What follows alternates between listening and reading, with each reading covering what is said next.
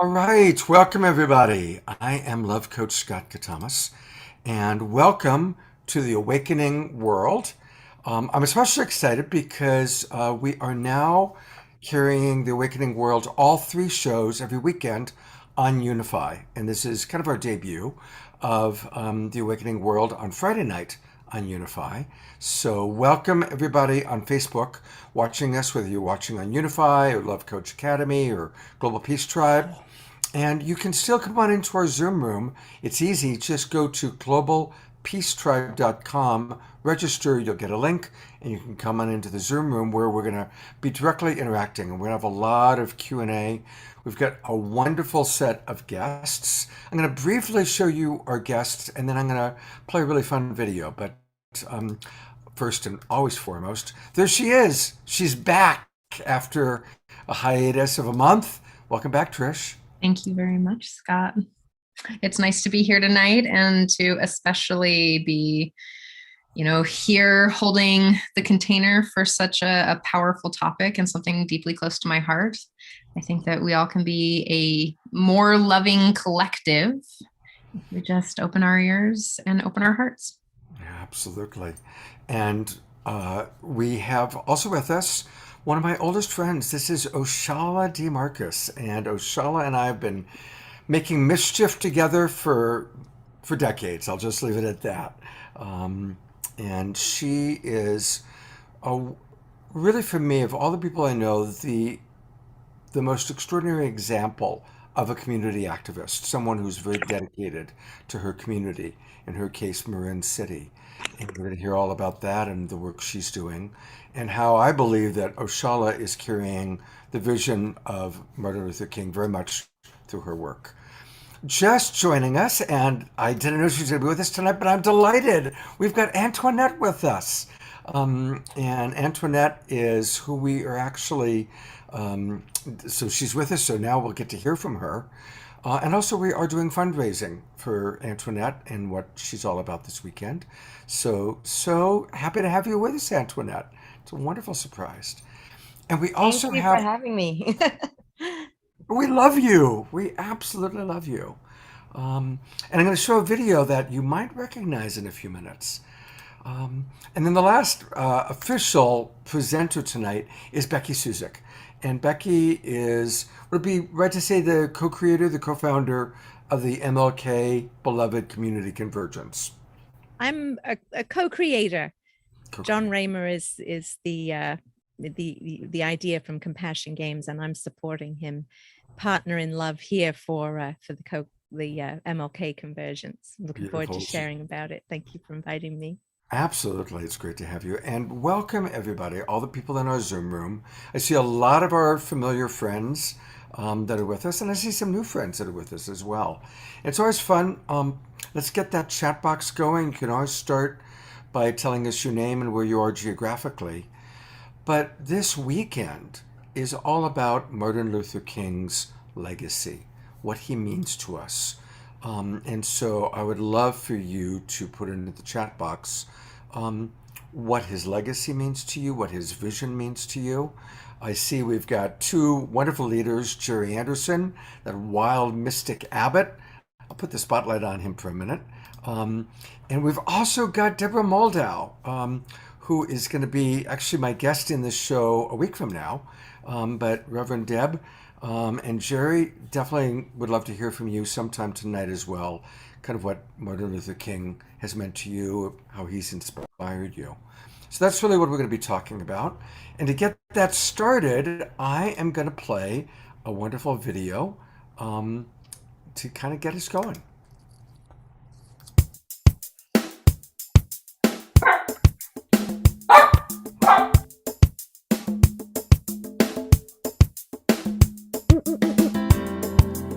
Yeah. This one is dedicated to the King,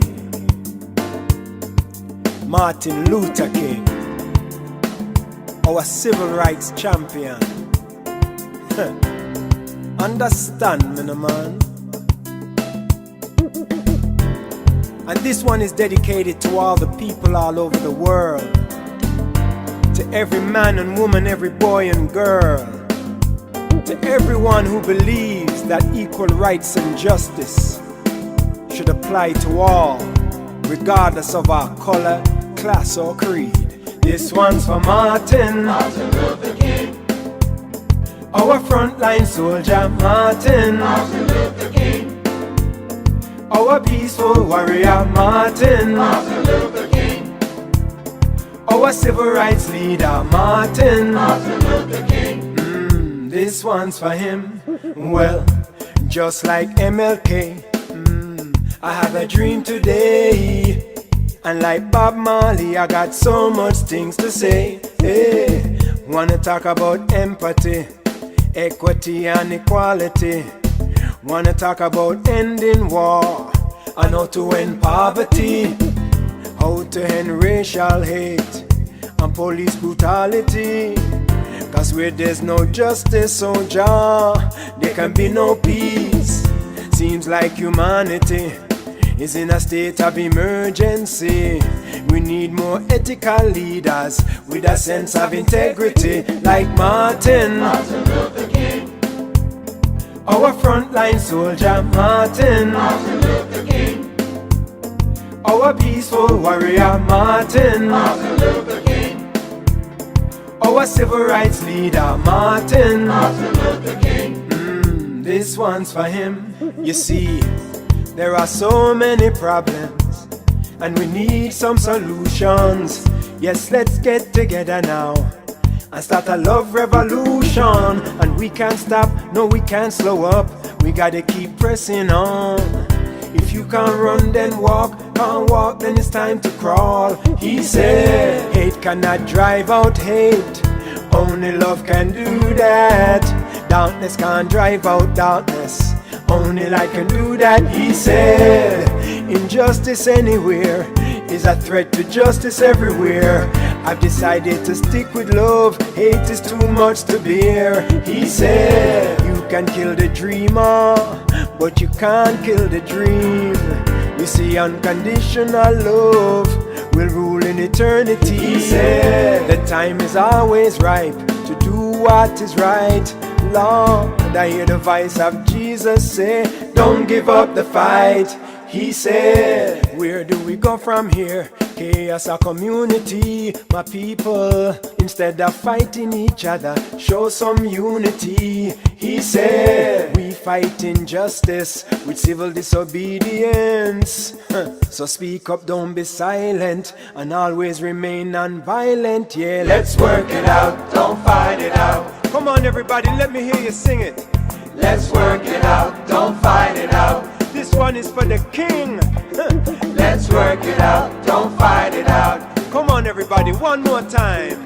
Let's work it out, don't fight it out. Yeah.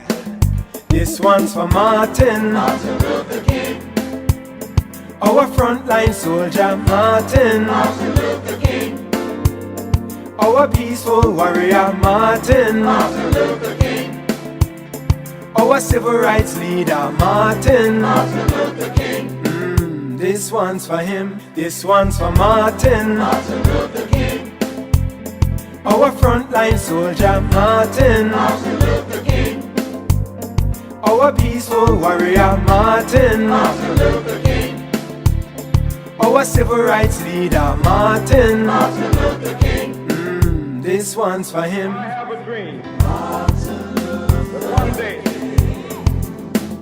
this nation will rise up, live out the true meaning of its creed. We hold these truths to be self-evident, that all men are created equal.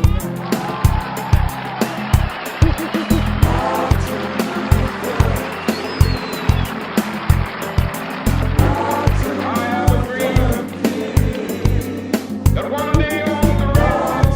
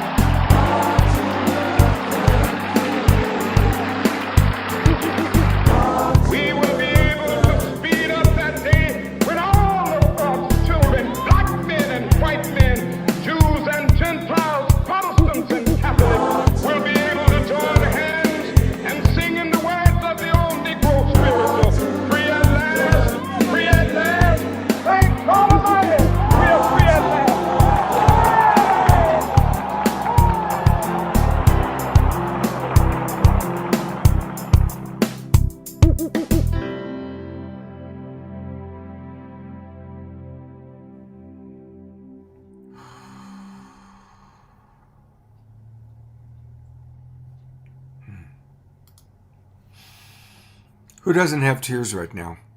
Yeah.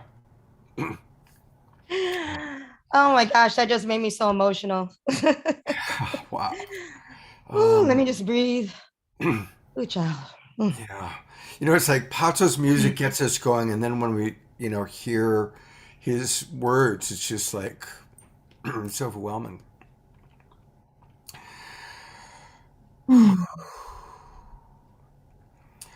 Wow. That's beautiful. Thank you so much for sharing that, Scott. Oh my God, Antoinette. And thank you. There you were in the video. Maybe since I think you know Pato pretty well. Any sharing about that No, was particular that you piece? playing the piano? Yes, that was. Oh, get That out of was. I wrote the Dodge. Oh music. my God. It I was was like, weird. your face looks familiar. It's like, okay, what? Okay, go girl. I got a little bit of transitions going on right now. It's a few of them and stuff like that. But that's one of my modes. But yeah, when we were doing this project and the music, the music, he said he wanted. I told him one night. I said I love this gospel music. He wanted a gospel song, and I was like, I don't write gospel music. I've always wanted to, but I have such a love and a fascination. I said, let's go watch some. I said, these are some of my favorite artists, so one night we sat down on YouTube and I showed him all my favorite. It was just like hours and hours and hours of gospel. And I was like, oh, I just got to learn those gospel chords, 9th, 11th, 13th, 14th, this, that. Why don't we try all these different movements and everything? So I kind of do like the musical aspect of the writing of the music when we do our music. And then he does the lyrical content and how he puts the music together as far as verse, choruses, content, visual imagery, and things like that. So that's what he's doing now, or else he would actually be here. He's sitting there like trying to create more and more videos. I like that you did the black and white theme because it engaged you in that time, right? Taking you there. Yeah, and it's really era. crazy. And I loved how he did that too. He doesn't tell me his creative process. It's like, leave him alone. He goes in there and he does his work, and then he comes out, here's the finished product. I'm not allowed to like sneak peek or anything. And that picture of Martin Luther King is actually my grandparents' picture of Martin Luther King, and they're from Birmingham, Alabama. All of my family are from Birmingham. They were there from the struggle from before, and then even after, and even stayed and stuff. So it was really special to bring it all together. Powerful. Do you want to read the quote, Trish, that you just put into the box? Oh, I'm just juicing everyone up in the comments section. Yeah, sure. The ultimate measure of a man is not where he stands in moments of comfort and convenience, but where he stands at times of challenge and controversy. And I really think, especially with what, you and I teach, Scott, is that compassion and understanding and curiosity is the way. And that, when we show up lovingly, lovingly, meaning like we're standing in the moment, in the present moment, holding for non-violence, but curiosity and love. Like, can I love this person in the face of danger, in the face of their own inhumanity, and to be just heartfelt, open? Like that's a powerful place. And I think that's how I see why we're so in love with him, because he just held that big, wonderful grandpa dad energy and was like, no, we're going to do it with love, and we're going to do it with kindness and compassion. And he changed the world with that. Yeah, beautiful. We have like such an abundance of riches with amazing people here. I'm going to go to Roshala next, and then Antoinette. Connie, I definitely am going to put you on later today to share about what you're going to be teaching. And of course, Becky is going to share with us all sorts of all the amazing, wonderful events going on for MLK weekend in a few minutes. But I want to put the spotlight on my friend Roshala. As I said at the beginning, I've known Roshala for decades. She's always been dedicated to making the world a better place. and is tireless really in her efforts. And she's this incredibly multi-talented woman. She's a dancer, a producer, a writer, a spoken word artist, a wellness professional. But she's dedicated to giving voice to the voiceless and transforming rage into the outrage needed to use emotional fire to heal. Those are her words. And they're beautiful, beautiful. It's a beautiful. Where'd you get those words from? I got that from when you were on our show a year ago. Okay. Yeah, you I wrote love that a that. year ago, girl. Okay. That's true. So tell us how you've been inspired by MLK and very much what you're doing in Marin City, because that's so powerful. Well, first of all, thank you so much, Scott, for bringing me on the show, because, and I have to give my shout out to Scott, because he never knows if I'm going to kind of get him in a little trouble, because I don't always say exactly maybe what, people are feeling comfortable to hear. So yeah, I would say that, our brother, Martin Luther King, one of the things that's so important about for us to remember him now is that he was doing what he felt he was led to do. Like, we all come to this life our ancestors, our ancient Comedian ancestors taught us that we are all here. Each one of us are meant to leave this world with something before we go. And some people go earlier, and we say, why did they go that young? But my goodness, they left so much. Martin Luther King is one of those people. And while he lived, he left us all of these wonderful images and quotes that we just saw. And what I am left with at this moment, what's coming up for me, is that for us to remember that he was not well liked in his day. He was a radical person. He fought against the status quo. He didn't go along with what was comfortable at all. And to the point of being able to, making enemies or not being popular at all. He was at a time when most Black people were Republicans. He negotiated with the Democrats, right? Or the Dixiecrats, right? I mean, so we have to really, I want us to really remember his radical self and not forget that that's who he was. And I don't think it's possible for us to say what he would have been doing now, because we just can't say that. We can say, okay, this is what he was doing at that time for the time that he was here, and that he left us with that. He started to look at the international perspective and tying it all together and tying in how poverty in the Vietnam War was so linked to what the United States was doing across the globe. When he stepped out of the civil rights movement, Martin Luther King, we look at him because he's had such a global impact. One of the things that I want us to really remember too is that he was dealing with local issues here in the American South, even regional, because when we think of the Black Power movement, in the North, the Black Panthers, and people think of Malcolm X and, people who came out more of the Northern universities were taking on the Black Power movement and uniting people across political divides and racial divides in the North. That's what the Panthers were doing. Martin Luther King was doing that same thing in the South. And so we look at that brutality that he had to endure being in that local area where the North, the federal government had to then come down because it was so terribly violent at that time.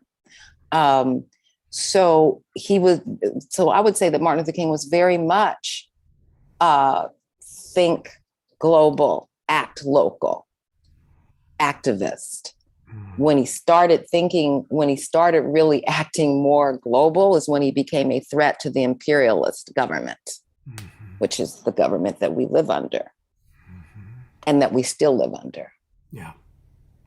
And so I just want to put that out there. That's what's really coming up for me. I get a little pit in my stomach because, I look at that we imprison more Black men now than we ever have.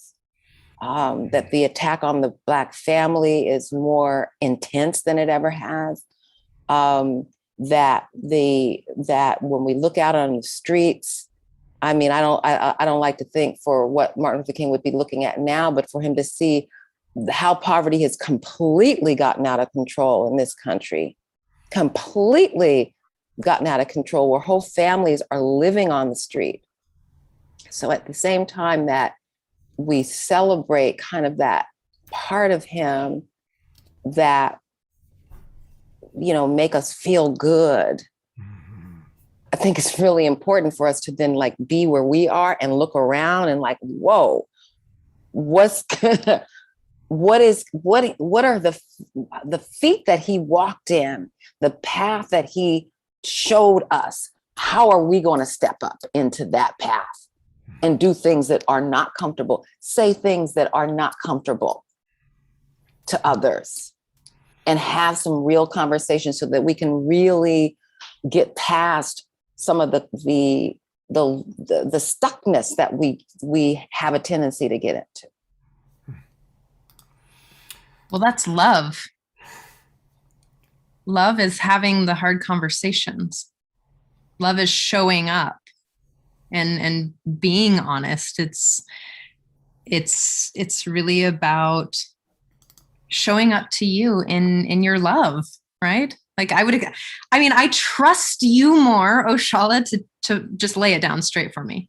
And that means that you're more trustworthy in my book, because I know you're not going to fluff me. Tell me what I want to hear, but I trust you to be honest about how you see it. And I know that that's your love. And that's powerful. It's radical power. And that's where King was. I mean, because, he was a fine man. We look at him as that fine kind of we think of him as a grandfather figure, but that man, when he was assassinated, he was only in his 30s. 37. 37, right? But in most of his, career, he was in his 30s. And so we think about, our age and, the system has gotten a lot more clever. They've learned a lot from this system. And when I talk about this system, I'm really talking about the system of oligarchs, because I think that whenever you find yourself being on one side or another, and it's like this person and that person, I like to think of looking up. Look up. Don't look over at the other side. Look up. Who's controlling this situation? Who's making us fight? And why are we supposed to be so distracted by what's really going on? So at the gallery, we teach a workshop called "Who Are They?" Who are they? Right. Because you always hear, and they said, and they said. It's like, who are they? Right? And who they are, I'm not going into that, but they are there. Yeah. And it's scary. It's very scary. But the only way for us to get out of being controlled by they is for us to have these real radical conversations and not get stuck and not allow for ourselves to be discriminated against for other reasons that are more clever, because the system has gotten clever. It's like, woo, woo, woo, woo, woo. Let me just fool y'all to be, we're going to do exactly what we used to do, but we're going to call it something different. Yeah. We're going to call it something different, but we know, especially those of us that have been feeling it all the time, we know what it is. hasn't changed.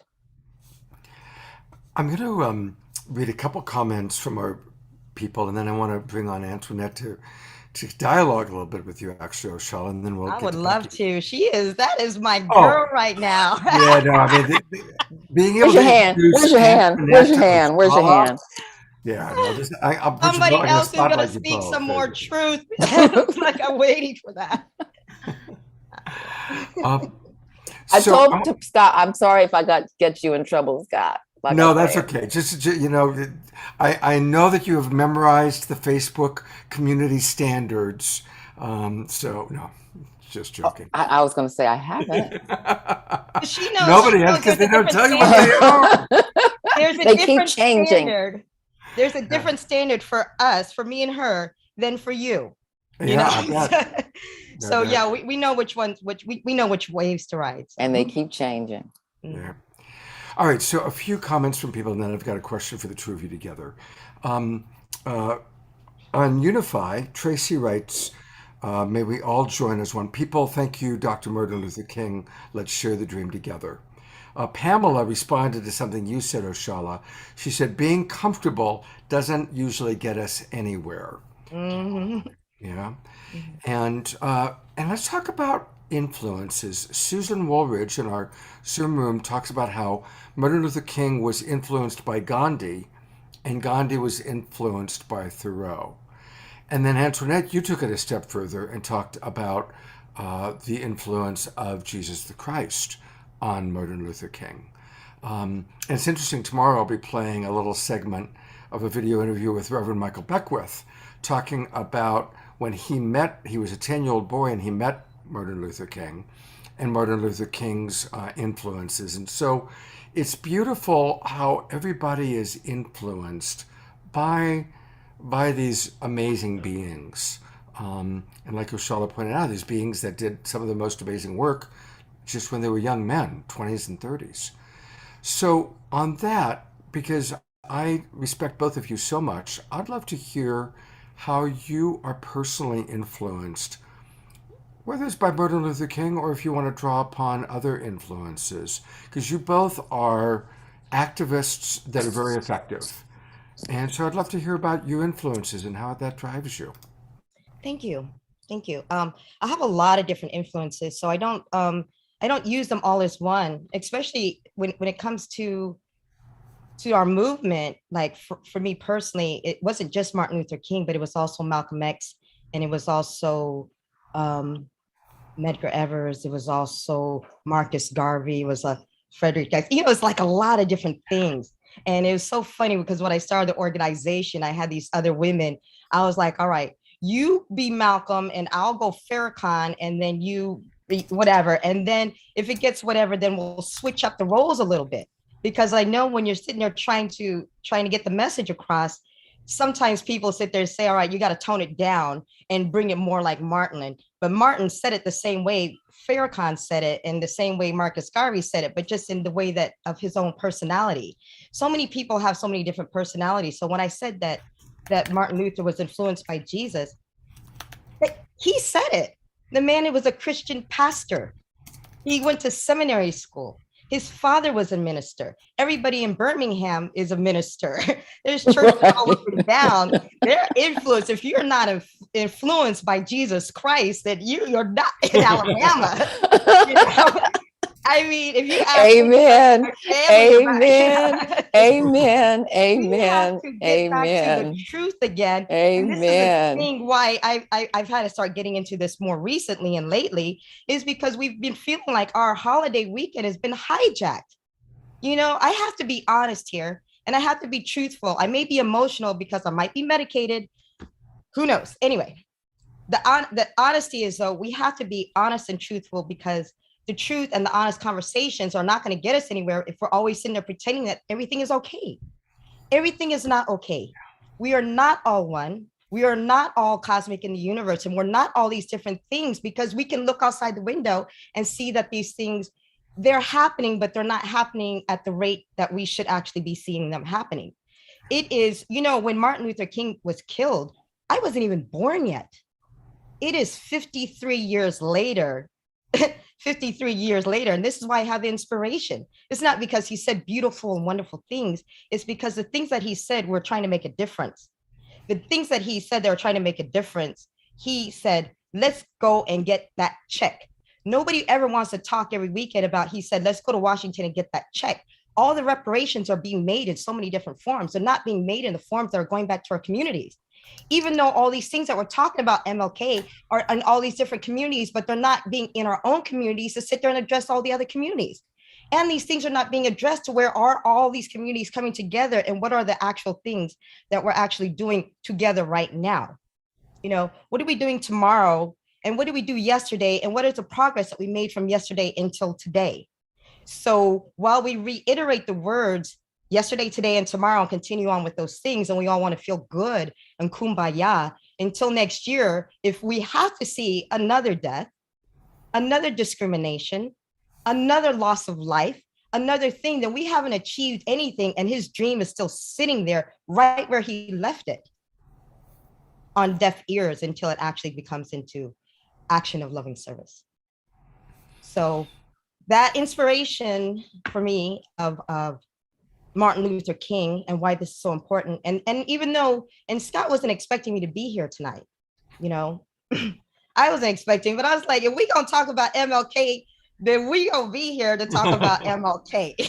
And when we talk about MLK and what inspired us, what does it inspire us and what does it inspire me to do next? So speaking about I've been inspired, this is what I'm doing next. This is my next move for us today. Scott, Roshala, I would love to connect with you. I'm gonna turn to Roshala. I'm so Trisha. delighted. You know I what? got Trisha. I got Jonathan Greenberg from the Founder Institute of the Center of Nonviolence in San Francisco. We just honored Clarence B. Williams' 91st birthday. He was a speechwriter and lawyer for Dr. King.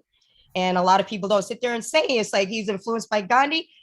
You know how many people were influenced by Clarence B. Williams? King was influenced by Dr. Clarence B. Williams.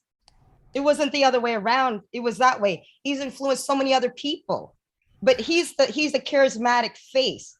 There's Right. so many people that we have no idea and what they're doing and what they continue to do. This same lawyer, even at his own age, went over to India to sit there and fight for civil rights over there for the women. You know, these are the things that we don't know and what are doing today of his message. So let's get back that message out there. We have campaigns, we have projects. Let's get all these people who are watching live from around the world, globally. Let's get people locally who are watching. Let us all see, if you guys want to sit there and connect with us, we have plans. We have missions, we have campaigns. We have a campaign in California. We have something that we have going on with the politicians, with the environment locally, and with our communities. And we could use your help. If you want to help us take this message all the way home in a practical manner, I would welcome you. Thank you. Wow, thank you. Oh, see, that's what I'm talking about. I feel like so often when the words, again, Antoinette's reminding us that when King was starting to talk, a lot of people did not want to hear him at all. And oftentimes when we are speaking words that, as Scott quoted something that I had said, transforming the rage to outrage into expression and creativity, our words, and especially, from the perspective of African people, we tend to be, kind of emotional, and that's okay. That is part of our culture. That's what gives us that fire in the music and our great orators and all those things. So rather than being apologetic for that passion, it's unnatural for us to stuff that in and to be all polite with it. But oftentimes what happens is that it makes people uncomfortable, and it makes people want to redefine how the conversation is going to be had. And that is okay if we agree to have the conversations in And this is completely okay. And Scott knows, because Scott, and I are very connected, like, within the new age realm and the holistic realm, right? There's different communities that people can feel comfortable with each other having conversations that they can be most effective. Not everybody is meant to be talking in the same room. It is not, because you might not get along, and you don't have to get along. But getting the links, and Scott and our relationship is a good example. I always like to bring it home as much as I can, like bring it, like what is happening in front of us. Like, no, we don't agree. We, might have very diametrically opposed positions, but we still love each other. I respect this man, where he's coming from and what his mission is, even though his mission is very different than my mission. My mission is very much dealing with the trauma that I see as a result of this system that is becoming more and more like, I'm not even going to go into there. And to see it firsthand, because I work with children in schools and I see the generations, I see how the generations have been affected. Generation, like the generation that we were working with Scott at Laurel Springs. Yeah. Was that in the 90s? Is not quite the same generation now. And I'm not talking about just age thing. It's other stuff. It's the constant attack. It's the pharmaceuticals that have been dumped in. It's the experimentation. It's on and on. It's all the stuff. Someone asked me the other day, well, Roshala, do you think that it's actually an attack on the Black man? Do you think? I was like, what you think? Yes, absolutely. I mean, but I know that like seems like, oh no, that we would have that. Well, that could never happen. And so I think that what King was this country's prime opportunity to come correct. Because that was 50 years ago, 45 years ago? It was the prime opportunity to come correct. The Democratic Party could have, rather than co-opting his message of love and co-opting it and buying people off and putting up a few while the masses were suffering still, could have really made some massive changes within the country. Was ready for it at that point. So it's nobody's fault. It's none of our fault. It's just being able to understand that there's a clever game that's being played. And so how do we take this message of radical love, and like, who is doing the radical love now? And is that message as equally uncomfortable as King's message might have been to you all in his time? Because his message may have been really uncomfortable to a lot of people on this call in the 60s.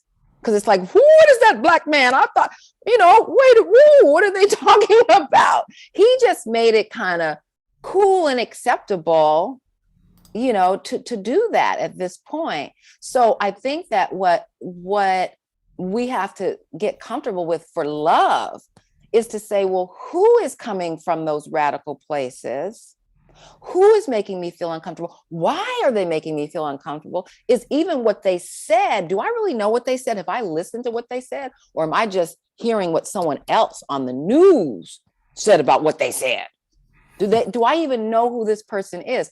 I stand strongly by the principle of Kuchi-Chagalia, the second principle of Kwanzaa, which is self-determination. That is name and define for yourself, your community, your people, and your leaders, rather than allowing for other people to define and refine and name you. That is where I'm coming from. And I know that when we have these conversations in my community, or they might be different conversations, but we have to have the love and the courage to be able to have those conversations with each other, or we're not going to go, as Antoinette said, to anywhere where King's dreams was, because people keep getting killed. Nipsey Hussle, the little young rapper. I don't know how many of you, maybe you could put the thumbs up or hands up if you knew who Nipsey Hussle was, right? Nipsey I only Hussle. learned after he died. Right. So Nipsey Hussle, deep little brother in the street, little rapper. Now, you know, I'm old school. I'm not saying that, you know, I grew up breakdancing and, you know, but my rap is old school rap, okay? So I'm not saying that rap, but I understand what my little brothers and sisters are doing. And I understand where Tupac was coming from. Mm-hmm. Tupac was coming from a place of, look, you assassinated King. You assassinated someone who wouldn't even hurt a fly. Right? This is what the system did. You assassinated someone who wouldn't even hurt a fly. So, and you assassinated my parents, you assassinated my aunties and my uncles. You came and shot them in the night while they were sleeping. This is where these kids grew up. And then you flooded our neighborhoods with crack cocaine. And then made it a crime, you know, to do all kinds of things that are now not a crime. So, you know, so yeah, I mean, this day brings up a lot of pain for me. Mm-hmm. And yes, I love our brother. And I also want us to bring him up into this context of now and associate him with now. Thank you. Thank you. I want to, so let's just take a breath, because that was a lot. Oh, that was awesome. And it's a lot. And you're right. It is frigging uncomfortable for us to, so as a privileged white man who's been doing multicultural stuff most of my life, as you know, believe me, I still have to digest how unfair it is and how crazy so many things still are. And I'm actually going to turn it over to Trish in a moment, because originally we're going to have Bridge Feltus with us, and Bridge came down with COVID today. But Bridge does a wonderful thing when she's on our show. She asks Trish, after Trish has taken her course, Trish, are you racist? And so I'm imagining the spirit of Bridge is here. And in that wonderful way, she's asking you the question, Trish, are you a racist? I am inherently racist. I grew up in a racist society that oppresses any person who's not the white male. I woke up in a vag-having, estrogen-running body in this lifetime.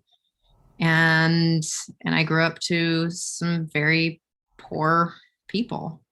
And yet I still have beliefs about women that are abusive, because I was taught in a society that teaches us how to do that, to dehumanize ourselves.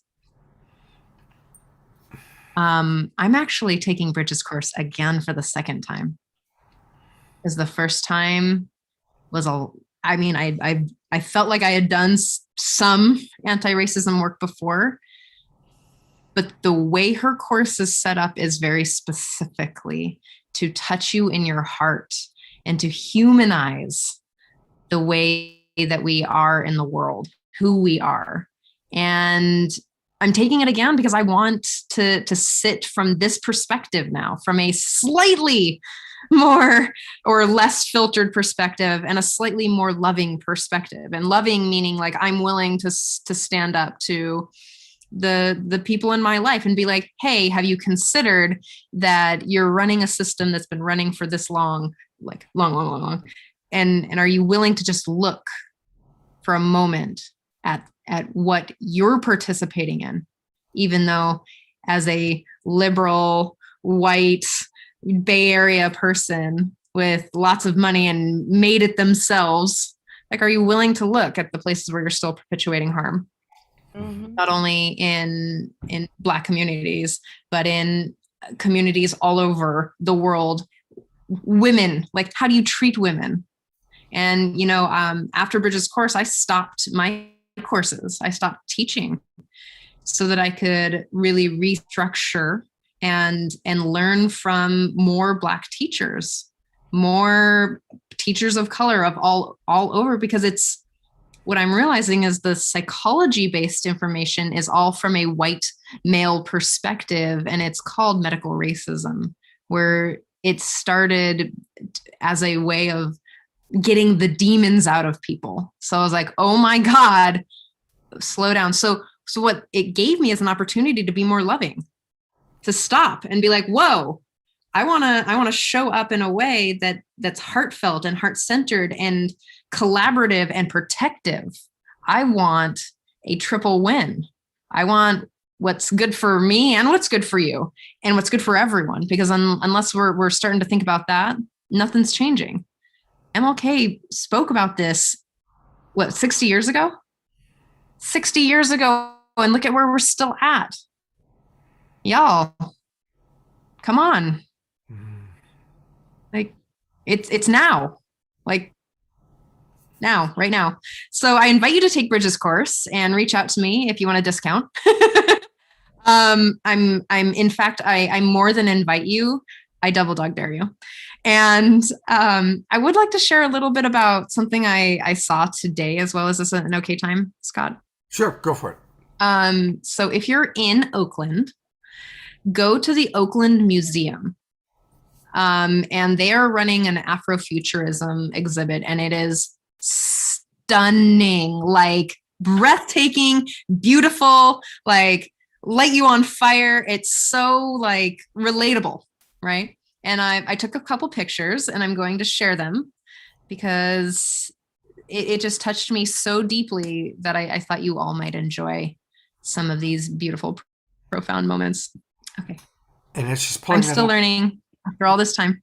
Yep, go for it. As she's doing that, after she shows the pictures, I would love to hear from Roshala and from Antoinette what Afrofuturism is. That's a new term for me, and probably a new term for many of us. So, okay, take it away, Trish. So for the people who are just listening and might be listening to the podcast or who can't see this, these pictures are pictures from the exhibit, and I'm going to read out what they say. Don't forget to envision a world that values humanity. And this is from Yatasha L. Womack, author and artist, 2013. The next one is one of my favorite writers right now. Speaking of Afrofuturism, Octavia Butler, in this just profound books. Like, if you love to read heart-centered literature, just pick this book up. It's called Parable of the Sower by Octavia Butler. So beware, ignorance protects itself. Ignorance promotes suspicion. Suspicion engenders fear. Fear quails, irrational and blind, or fear looms defiant and closed. Blind, closed, suspicious, afraid, ignorance protects itself, and protected ignorance grows. There is no single answer that will solve all of your future or all of our future problems. Instead, there are thousands of answers, at least. You can become one of them if you choose to be. I'm going to say that again. You can be one of them if you choose to be, and have those hard conversations. And that is Octavia Butler. There's a couple more, which I thought were really, really profound. If mankind is to have not only a future, but a destiny, it must be consciously and deliberately designed. June Jordan, a poet and activist in 1965. We get to collaborate on our future. And the last one, which I'm always, where we can all show up better, is I'm just going to zoom in for a moment to some of these, because I thought this was also really powerful. Because what we're seeing, and if we just step back and listen to Roshala and Antoinette and MLK and Bridge, is that the natural way of being and loving is community-based, not in this like violent, controlling, taking space thing that people of European descent have done.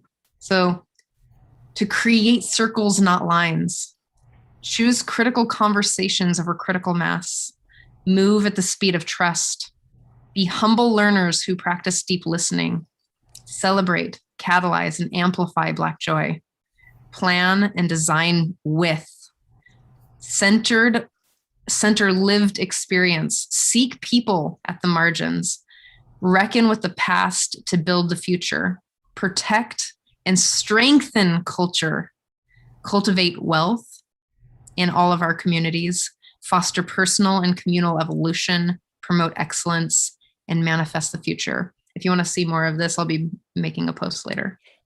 Shay. Thank you so much for just allowing me to share Thank others' you, Trish. voices out there. Beautiful. Roshala, Antoinette, tell us more about Afrofuturism. Well, I want to say one thing because just so Trish, so Scott, whenever you go to the MC Arts and Culture website, we have an audiobook club, and one of our books is Parable of the Sower that we are doing. So if anybody wants to listen, now I chose audiobook for a lot of reasons. I'm a big audiobook fan myself, and I'm a big audiobook reader. But there's 3 books that we have. Parable of the Sower is one, The Kite Runner is another one. And then I'm choosing between, The Iron Heel by Jack London. So we're gonna go back and we're gonna show people how to go there. Okay. Oh, okay. So that's in the beginning there was Roshala.com. Okay, and it was good. And on the second day, but woman can only not create from one. So yes, go ahead, Scott. So really, to get started, let's all, everybody watching, go to Roshala, that's her name, OSHALLA.com. Once you get to Roshala.com, where do we go next? You can go to MC Arts and Culture. Okay. So on the second day, MC Arts and Culture was created. And this is really the beautiful work that Roshala and her team, her friends have created. And it's beautiful. And you can scroll down, Scott, and they can look at the different classes that are going on. This is an opportunity to connect with Black artists, makers, teachers, and entrepreneurs. I've talked to people who literally have been alive for 70 years and have never taken a class from a Black person, never taken an art class. Where's my audiobook thing? Oh, that must be on the other. Hey, there you are. Yeah. But if you go to Who We Are, if you go to the top of the very top, Who We Are, you'll see, and you scroll down, you'll see there's a lot of people. And, we all have, now, do all these people agree? Are you kidding me? Put a bunch of artists in one room. Are you serious? But one of the things that was very important for me is that we are stronger when we are united than when we are apart. Yeah. Martin Luther King was part of a circle. He was part of a circle, as Antoinette very wisely said, that his struggle, it wasn't about just King. He was anointed because he was very charismatic, but some of the heavy hitters were right behind King, and he knew that. So it's allowing for everybody's light to really shine. And when you are dealing with darkness, you'll never win if you are in the darkness. If you're fighting in the dark, you'll just be going like this because you can't see. All you have to do is turn on the light. You just turn the light on, as King would said it in some way, but you turn the light on, and these brothers and sisters, King turned the light on. And so I like to look at MC Arts and Culture as a little light for some things that are in my corner, and for those that have affinity with that have affinity, because not everybody has affinity with everything, and neither should everyone. Roshala, I'm going to go back to her for a moment, because I remember Yeah. On one of our previous shows we did together, you introduced us to Lumumba. Oh, yes. And it's I such remember. I mean, I love looking at all these people, the diversity, but because I remember his story, I'm just going to go in because it's a great example. This is somebody who had spent unfairly a tremendous amount of time in the prison system. 41 years. 41 years. Imagine that. I mean, that's just insane. He went To in when spend he was half- 17, and he just got out 3 years ago.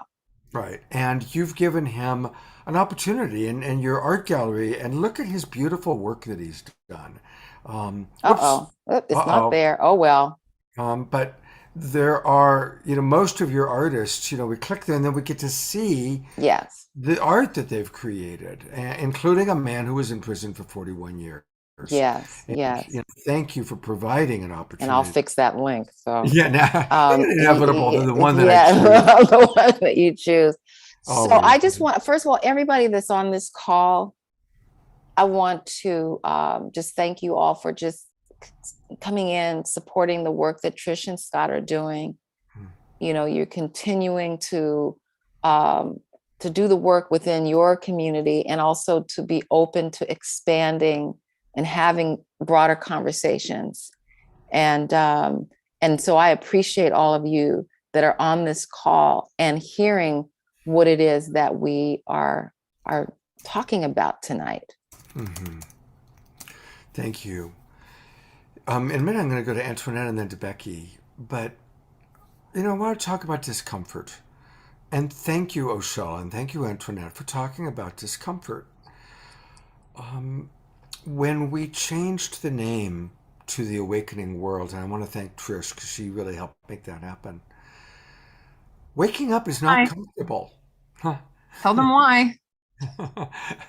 Because we used to call this straight talk, and there's nothing straight about Trish. So that's how it evolved. But it's perfect that we did come up with the Awakening World. And waking up is not comfortable.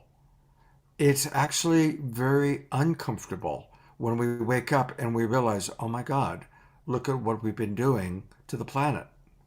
Look at what we've been doing to our Black brothers and sisters for hundreds of years, and still doing it.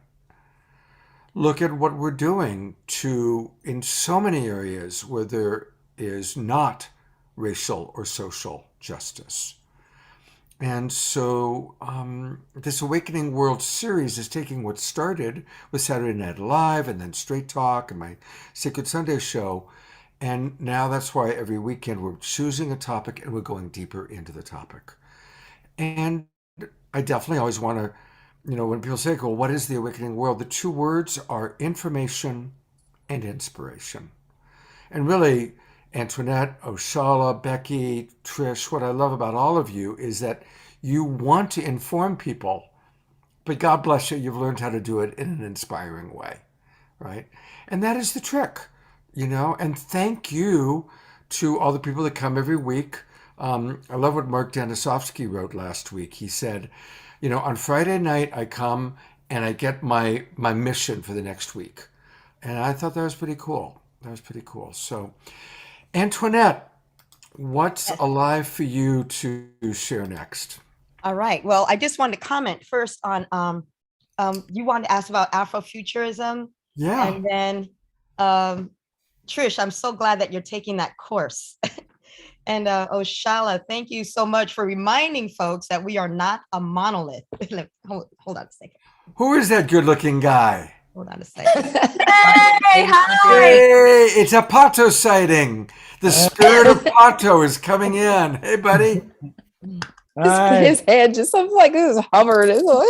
I know, it just hovered in there and everything. There it is. So I wanted to be clear because for anybody who's watching or tuning in or who's in the room, and it's very clear because one of the comments that was also asking about the creator and violence and things like that. So I think the other part about the MLK was the nonviolence part, at least for us. But like I said, we're not forgetting the others because people forget we're not a monolith.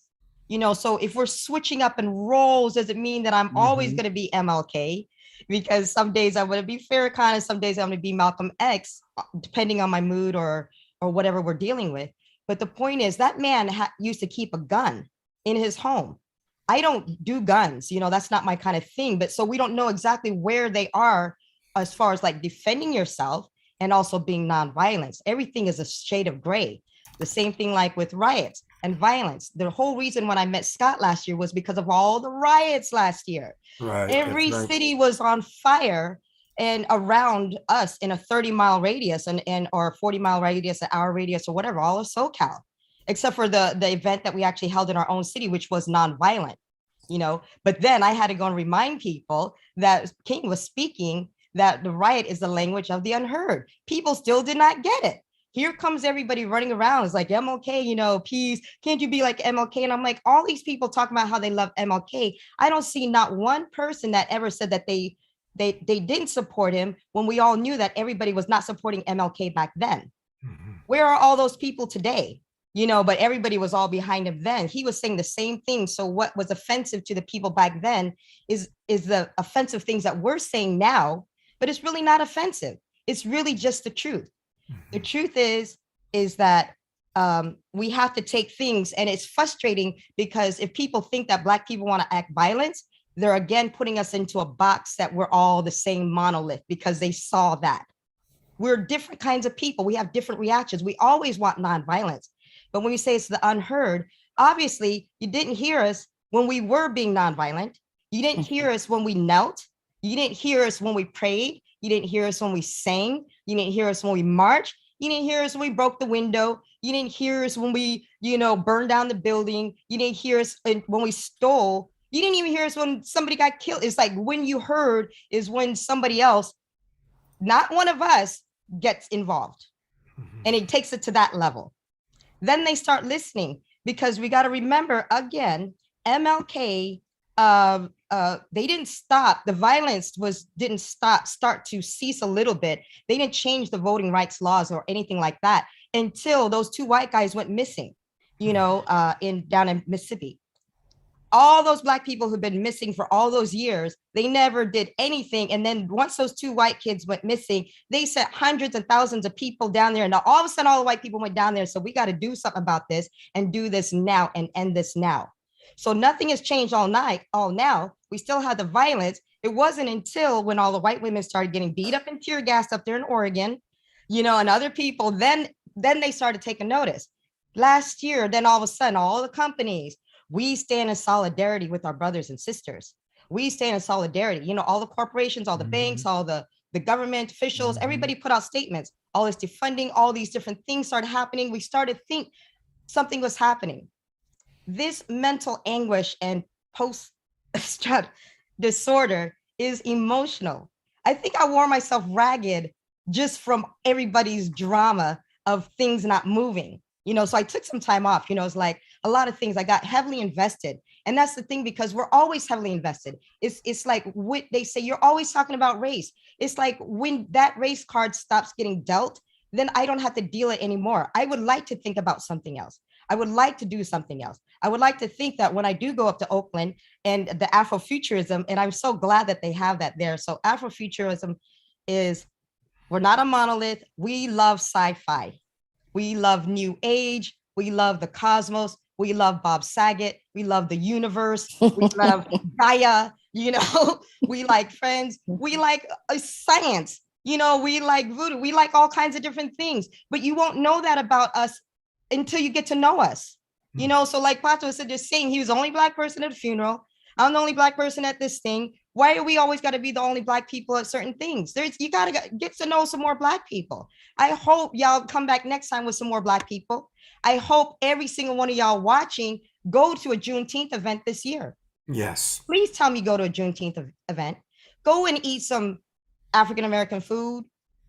Listen to some African cultural music, some of these different things. Hear our speeches. Hear our quotes, our poetry, our music, our all the different things. Because I immerse myself in your culture. If you want to ask me about the whole line of succession in the British monarchy, I can tell you. I can tell you about the Vikings. I can tell you about the Korean monarchy. I could tell you all this stuff, but what can people tell me about Queen Nazinga? And different That's stuff. right. What do you know about Masa Wakanda? Musa. Right. Yeah. Denmark Visa.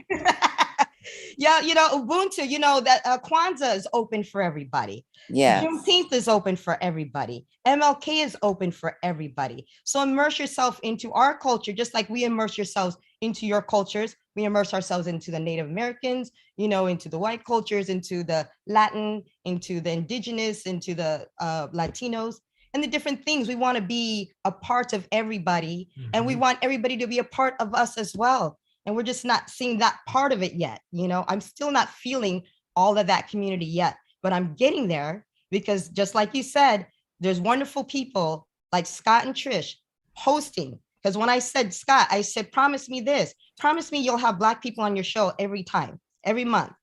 And he said, I promise. And I said, it doesn't even have to be me. I said, it could be anybody. Just keep that diversity flowing. And he kept that promise.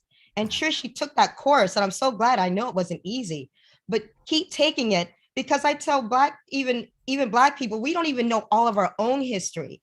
There's no way we can sit there and study all of our own history. So people teaching Black history, there's no way they could even teach Black history, because they don't even know all of Black history. So, make an effort. I mean, Antoinette, I want to address what you're saying. I mean, it's so deep. When we talk about diversity, when I opened up with a the Black Arts Gallery, and someone says, well, are you going to open it up to be culturally diverse? And what my response to people is that we are so diverse. My husband is from Cameroon, West Africa, right? We have brothers and we have African Mexicans, African Trinidadians, Afro Brazilians, Afro Cubans, Afro Puerto Ricans. We're so diverse, and yet there has been an intent. And I understand that it doesn't take a rocket scientist to figure out why the people who are oppressing and who are stealing the resources from the African continent, because that's what a lot of this is about. Mm-hmm. That's what a lot of this is about. Because when you look at where we all came from, which is Mama Africa, and we look at where are all the resources in our cell phone, where are the gold, where are the diamonds, where are the silver, where's the cobalt? When you look at why would you want to keep all of those people that you stole all around the globe separated, thinking that Africans were a bunch of people living in trees, flying around, right? Not clothed. Why would you want to keep the Trinidadians apart from the Americans and the Cubans and all that? It's been very successful, but it's changing. And that diversity is what we are celebrating.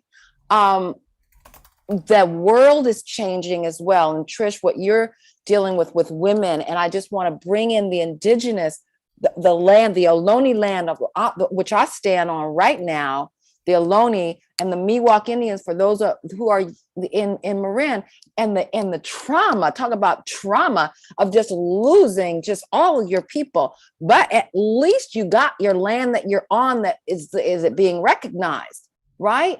And so we understand, as people who came from Africa, as indigenous people of Africa, we understand that the plan was to do the same thing to the African continent as was done here.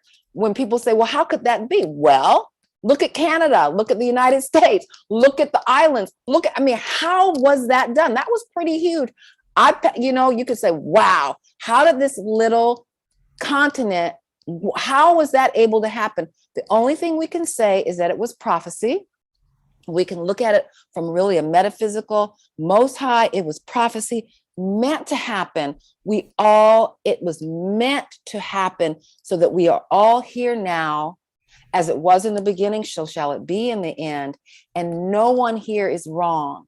And so how we express ourselves is just, how are we showing up in it right now? And how are we going to how am I going to look at Trish? How am I going to look at Scott with love and not lies? We're not trying to make him feel better, or not, you're not trying to make me feel whatever.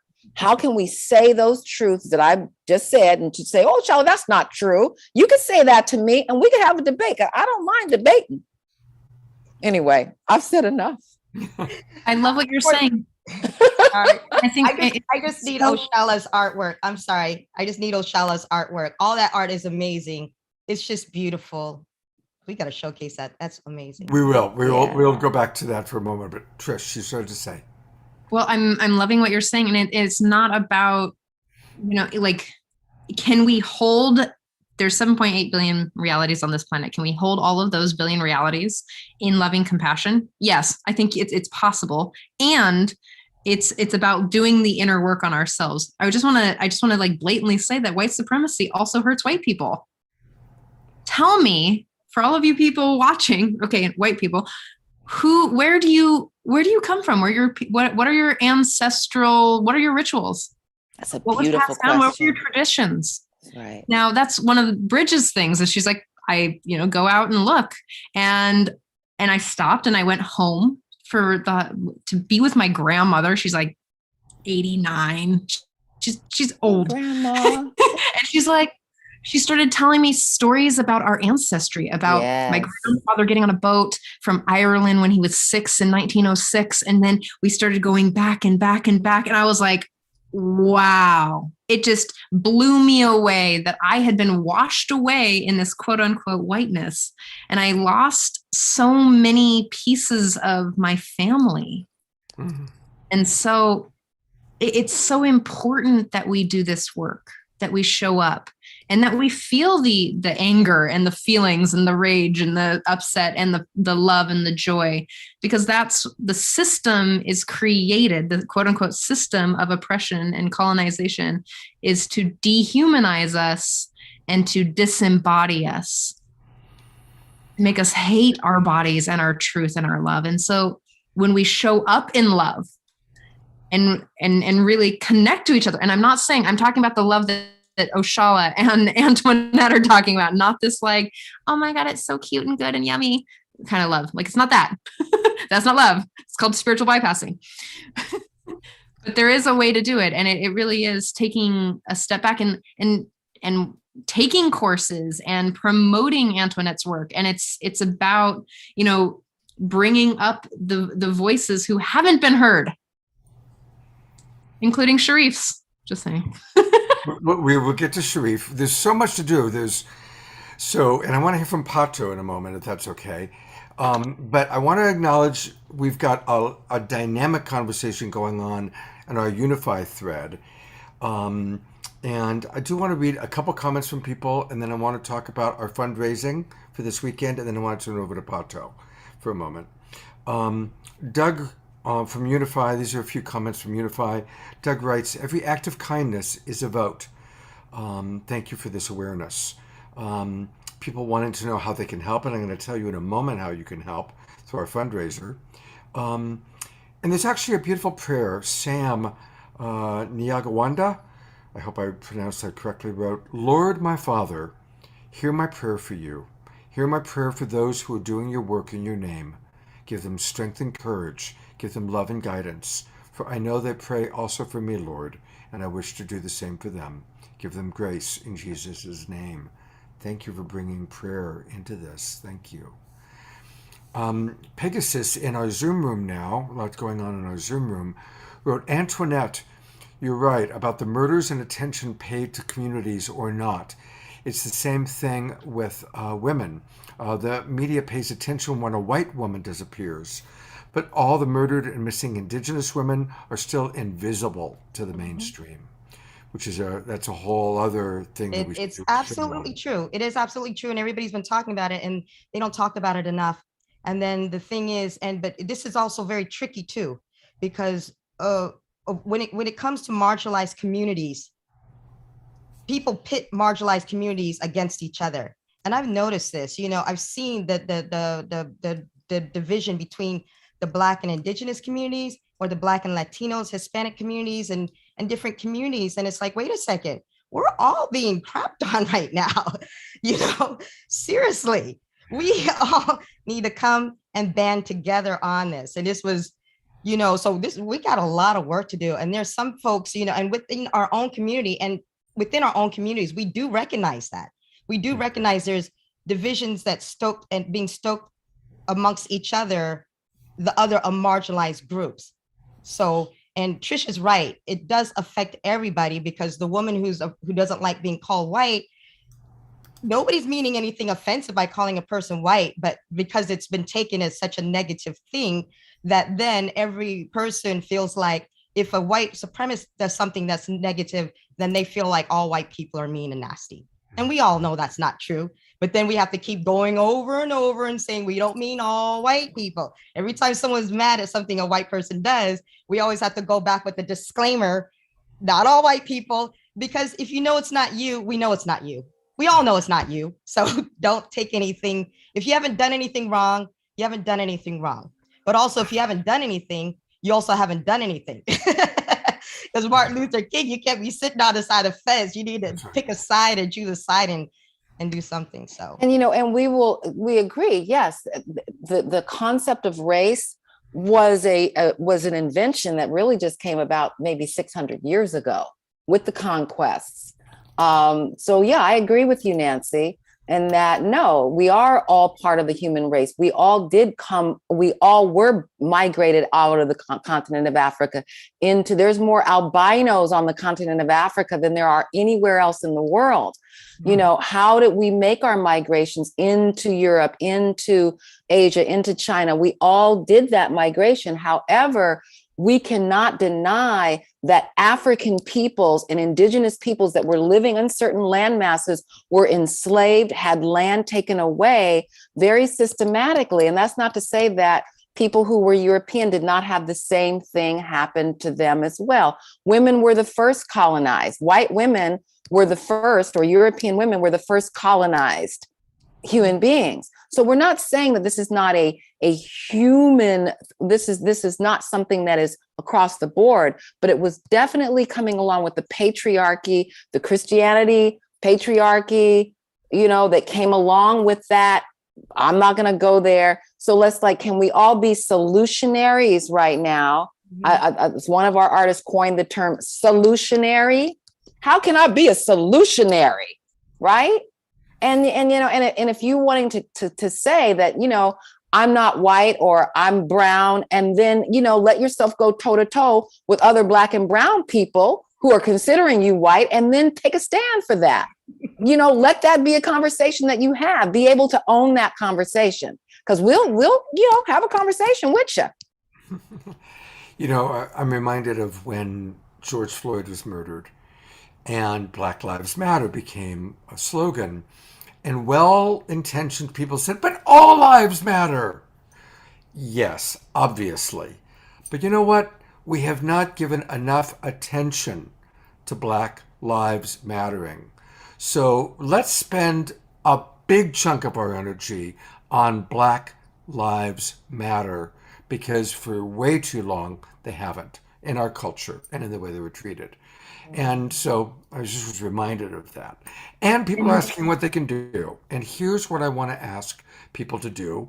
Trisha's Well, you know whose life really matters to me? Antoinette's life. Perfect segue. Because Like a lot. we met Antoinette well over a year ago. She's been on several of our shows. And we learned recently that Antoinette is dealing with a significant healing crisis. And Global Peace Tribe, I'm really proud we've raised over $150,000 for friends in need. And it's Antoinette's turn. And so I'm going to put into the Unify Facebook page and the Love Coach Academy Facebook page. I just put beautiful. Please let's support Antoinette.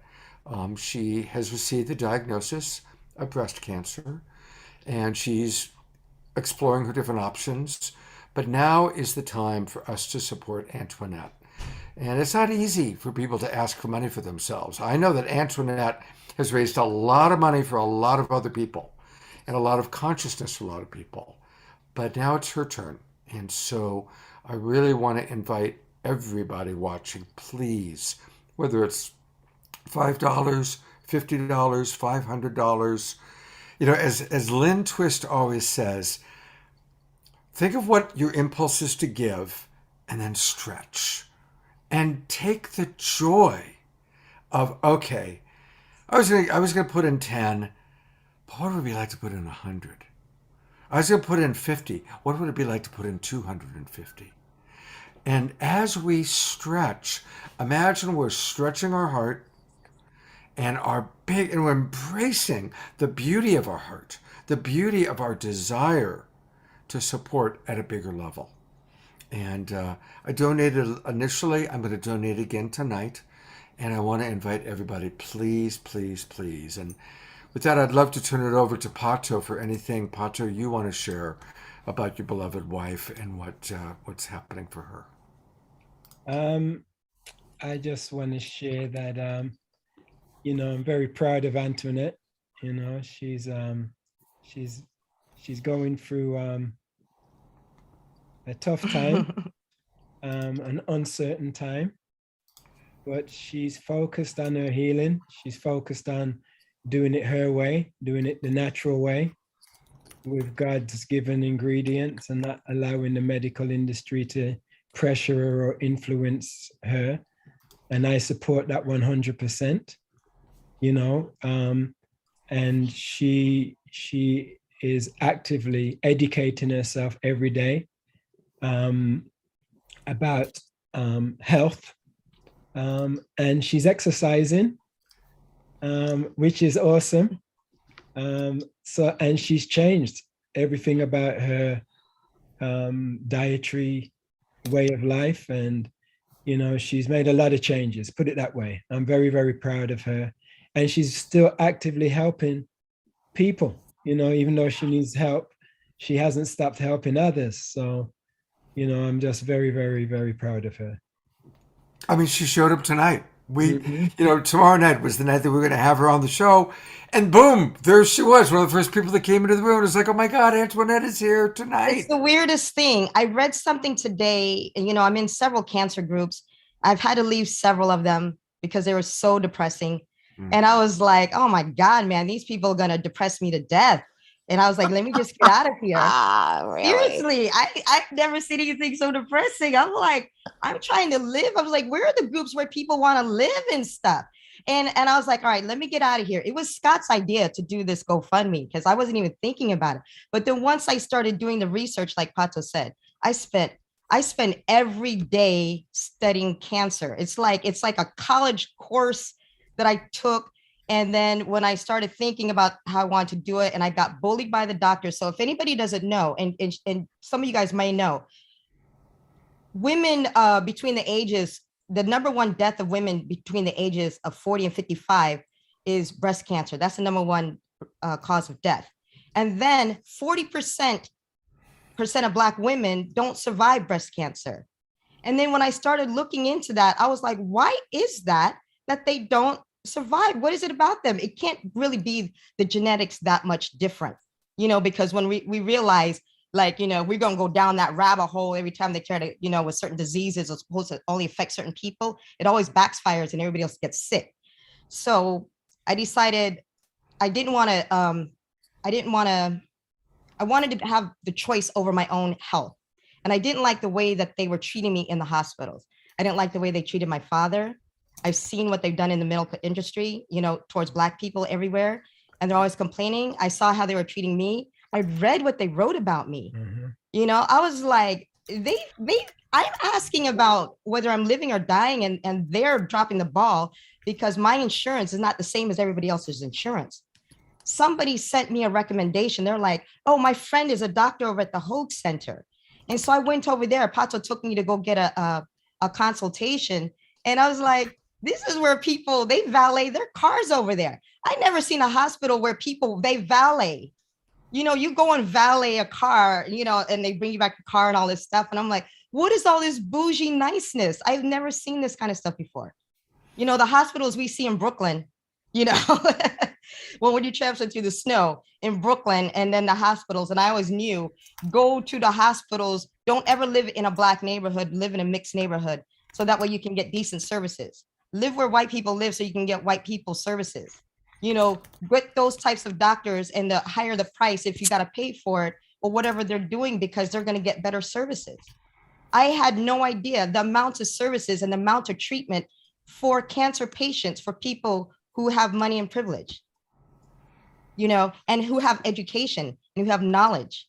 You know, this is, and like I said, the naturopathic way. Whoever said something about fighting a naturopath, yes, I am looking for several of them.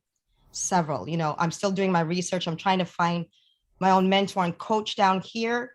But all the stuff that I've been getting and all the treatments and everything, like I said, that they're doing, that's the way I decided to go.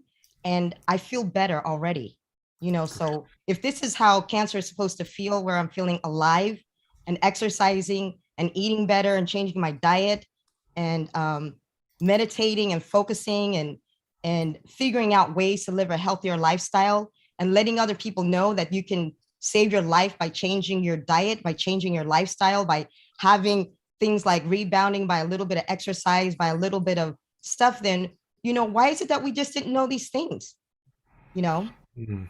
I want to thank Pegasus, Fumi. God bless you, Fumi. Thank you, Scott. Thank you, Dia. Thank you for people who are donating right now. Those are all people that just donated. And thank you for sharing with us about your journey, you know, because it is important. Thank you. And I will share my journey. So all this stuff that I've been learning, if people find there's like useful health benefits, I was talking with my girlfriend earlier, you know, for other people who don't know, like me, you know, that's the reason I'm making the videos. For those who do know, you guys already know your healthy stuff. And I've been pretty healthy before then. But for people who didn't know, like me, know about protein, know about, you know, juicing, know about the proper mixture of stuff, knowing about the balance, learning about the lessening and, you know, the oxygen in the water and all that, you know, all that stuff. And, you know, share. Thank you. Thank you for sharing and being vulnerable. You know, go ahead, Pato. I do want to just touch on one thing regarding race. Yeah. What I just want to say is, you know, as a Black man, you know, I've never really been concerned about being called a Black man, even though I'm not Black. I'm brown. I'm a dark brown. I'm a chocolate. No, but as defining me as belonging to a race, I'm happy to be called a Black man and defined as a part of the Black race, because there's so many different shades. You know, there's different races around this planet. You know, we have the yellow race, we have the red race, we have the brown race, we have the Black race, and we have the white race. But all of us came from one family, two parents has brought this diverse conglomeration of races that we have right now. And before those two parents, we share one parent, which is God. So we've come from one. Eventually, we have to come back to one. And the thing about race that I want to share as well, you know, before we had diversity of race on planet Earth, there was one race at the beginning. You know, there was one race at the very beginning. Then we had a diversity of race. Now the goal, and at the beginning on this planet, there was one language. You know, the goal of humanity is to get back to one. It's a long, long journey.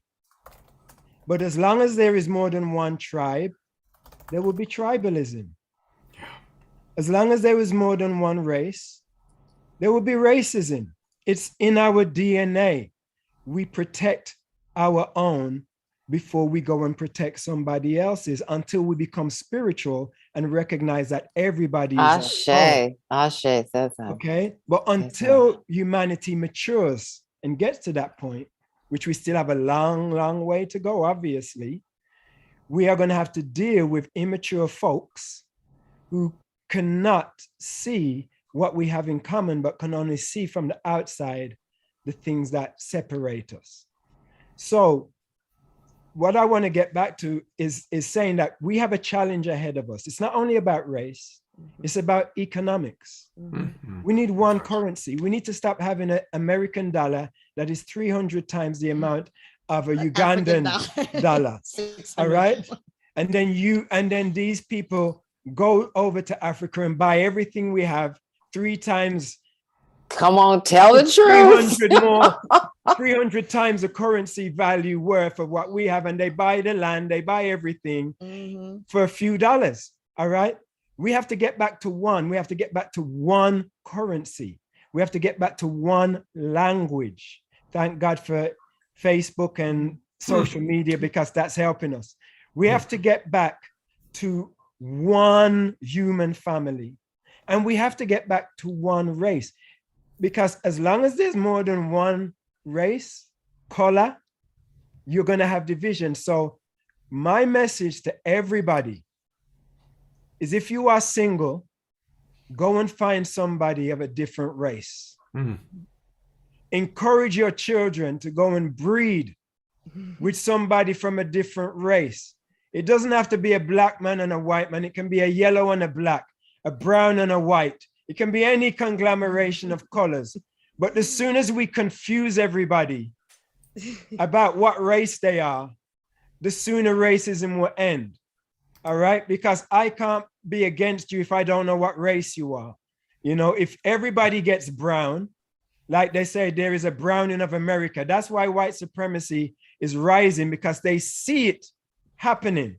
Yeah. But it is progress. The browning of the world is progress. So let's make love.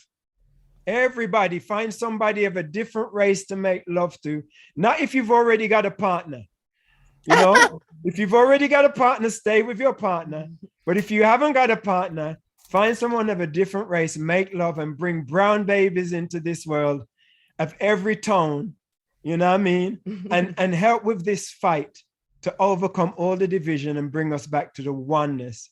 And let's encourage each other to be spiritual, because where there is spirituality, there is always peace, love, and unity. It's so true. It's so true. That when he did a song called Black Lives Matter, All Lives Matter. And it's the same song, but we gave it two different titles. So if you look at All Lives Matter, and then if you Black Lives Matter, and then look at the comments and the reactions from the people based on the title, same video. Wow, that's interesting. It's crazy. That's crazy. I'm going to send it to you. It's so crazy when you watch the video, because everybody watches it and it's go like, wow, okay. Wow. Yeah, social experiment. And by the way, we played your Martin Luther King video to start the show tonight. And I'm going to play it again tomorrow, Pato, because it's so beautiful. Because I've got that clunk in my head, you know, because I pulled it up and prepared it earlier this morning. So it's been in my head. It's such a beautiful, I just love that video. I want to put the spotlight on Becky. She has been very patient. It's now after midnight where Becky is, because she's on East Coast time. And she's been an amazing job putting together the MLK Beloved Community Convergence. And she was just going to come on for a minute, and she's been with us this whole time. And it's been so dynamic. So, Becky, thank you for being with us. Love to hear what you have to say. And, of course, please share with us all that you've put together. Love. Wow. I'm in tears. I'm just so inspired to listen to this conversation tonight, and just want to thank you all so much for your deep sharing and for touching my heart, for making me feel even more my race awareness, the racism in me that I'm working to heal. And so I am so grateful, Antoinette and Roshala and Pato and Scott and Trish, for this incredible conversation. I just feel so blessed to have been part of this. And I feel, before I share about the MLK convergence, I just feel like, because I'm so emotional, I hope it would be okay for me to just share a song that many of us, hopefully all of us, know. It was actually inspired by a spiritual. It was written as a hymn in the early 1200s, but then it was recorded by Pete Seeger. And we all know it as We Shall Overcome, but it comes from a spiritual tradition. And I would love to, I'm going to put in the chat the words. And I invite everybody here to sing. It's not the entire song, it's just a few of the verses, because I'll be respectful of the time here, and to have us sing this together. And perhaps maybe we could even go into gallery view. And you don't want to unmute, because the Zoom hasn't figured out how we all get to sound like a choir in the room. But to be able to sing this together with each other. And so I put it in the chat for us.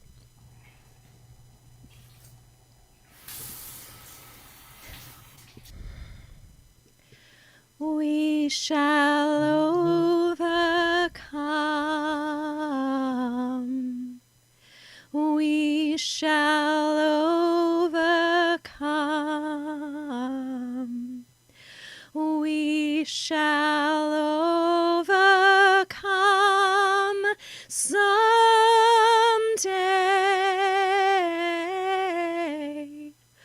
Oh, deep in my heart, I do believe we shall overcome someday. We shall live in peace. We shall live in peace. We shall live in peace someday.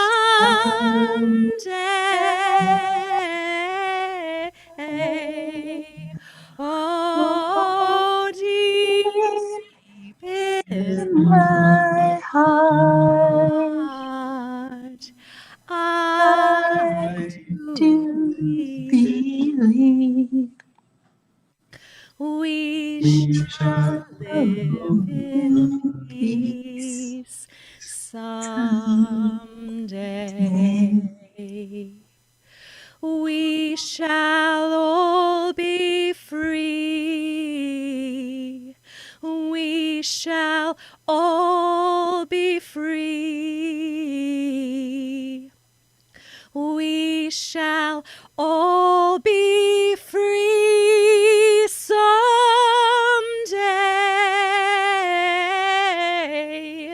Oh, deep in my heart, I do believe we shall all be free someday. Last one. We shall overcome. We shall overcome. We shall overcome someday. Oh, deep in my heart, I do believe we shall overcome someday.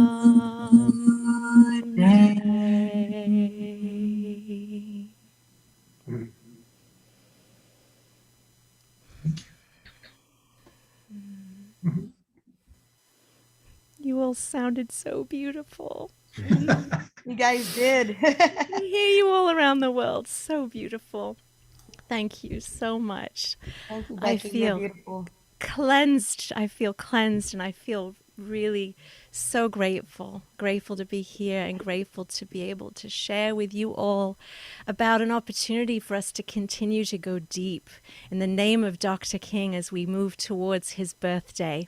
The day we celebrate his birthday on Monday for Dr. King's Day. And so we have the MLK Beloved Community Convergence this weekend. And I'm going to put into the chat for everybody who's in the room how you can register, and I'm going to share with you.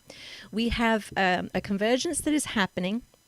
And we have a new system for those of you who have been part of our convergences. John Raymer from the Sign Network and Summer Raymer and the Compassion Games. Also, John's incredible organization is sponsoring this event along with AmeriCorps and Four Worlds International. And they have set up this convergence, and I've been behind the scenes working to set it up as well so that we can all come together this weekend and experience different events, different speakers. Pato and Antoinette are going to be offering some programs this weekend as well, and we really hope you can come and join us. So I'm going to share, I put in the chat how you can register is to go to compassiongames.org/MLK Convergence. And now I'm going to share my screen, and what will happen when you register, you'll click register on that page, is you will fill out, it'll ask you for your Zoom email address and your Zoom password, because this is a Zoom-based navigation system called Zoom Events. And so you'll register, you'll get an email, it will get you your ticket that will get you access to the lobby, which is what I'm going to show you. Hang on. So when you register and log in, you'll see this right here. Here we go. So you'll see this button right here that says join lobby. And the lobby will give you access to the schedule. When you register, you'll be able to see the schedule as well. But it is completely free. This is freely given.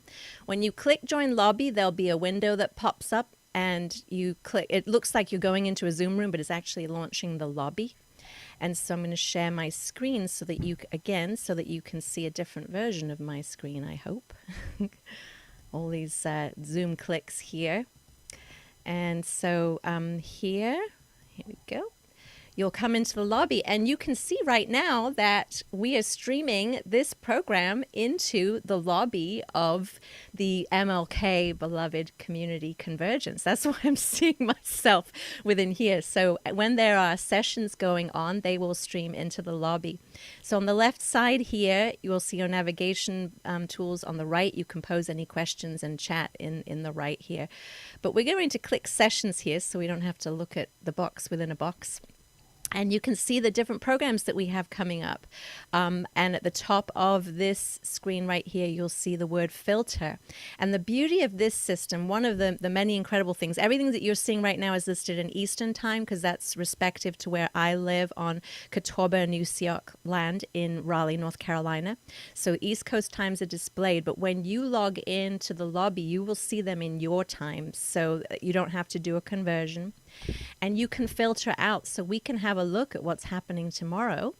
We can scroll down. We have different programs that are offered. And at noon Eastern, we have an MLK celebration, birthday celebration with Pato and Antoinette and friends. And that will be followed by this incredible album, this compilation album that they've put together. They're doing a release. Sharing the backstory of how this incredible double CD came into being. So I'm looking forward to hearing that.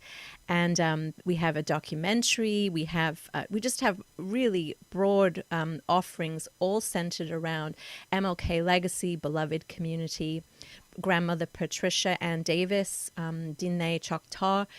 Also, some of us know that as Navajo inappropriately, but she's Diné Choctaw. She will be offering a program tomorrow as well. And then we have Connie Baxter Marlowe, who also is presenting, offering a session called MLK's Vision for the U.S.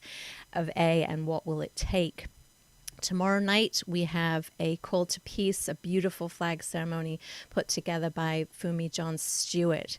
And you can, as you see events that you're interested in, this is another beautiful thing. You can click a little check like that, and it will give you a gold ribbon, a bookmark. And then when you click itinerary, it will show you the things that you are interested in attending. So no longer do you have to go back in through and see which thing you wanted to go to. You can actually create your own agenda for the 4-day weekend. So I hope this has been helpful, that you figure out as you're navigating through. You can always pose questions when you're back on the home page, and myself, myself, John Raymer, and Ingrid Fortmeyer will be checking that chat and responding to questions. You can also answer each other's questions too if you have answers. So this program, this convergence goes through Monday.